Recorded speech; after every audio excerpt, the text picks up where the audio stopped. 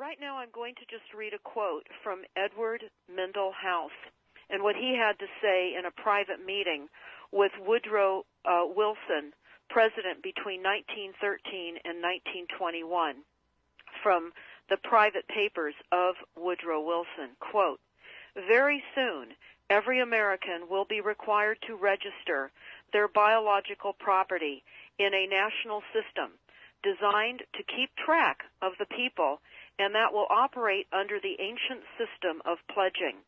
By such methodology, we can compel people to submit to our agenda, which will affect our security as chargeback for our fiat paper currency.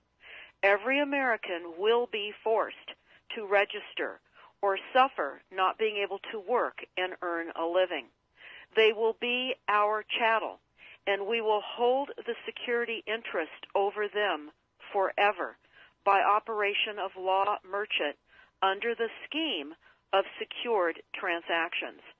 Americans, by unknowingly or unwittingly delivered the bills of lading to us, will be rendered bankrupt and insolvent, forever to remain economic slaves through taxation secured by their pledges.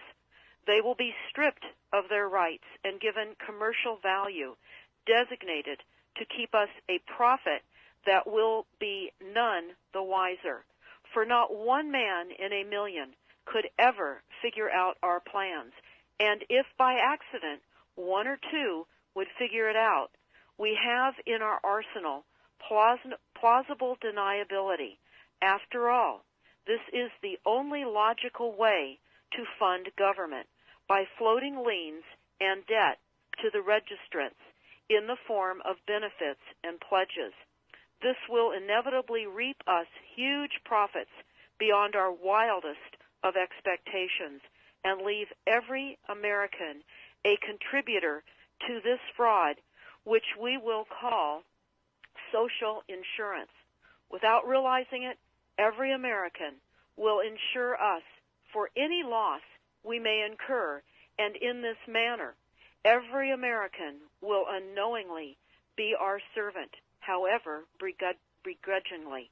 The people will become helpless, without any hope for their redemption, and we will employ the high office of the President as our dummy corporation to foment this plot against America.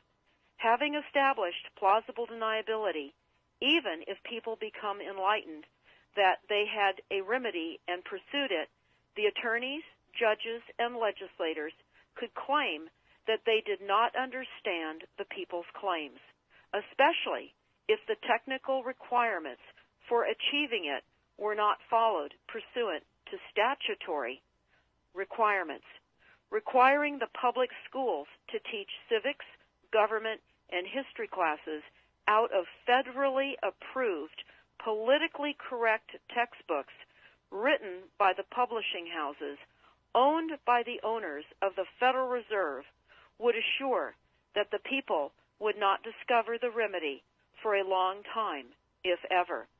I would recommend that everyone read Fruit from a Poisonous Tree by Melvin Stamper, M-E-L-V-I-N, Stamper, S-T-A-M-P-E-R. That is Fruit from a Poisonous Tree. This is out of Chapter 2 of Fruit from a Poisonous Tree.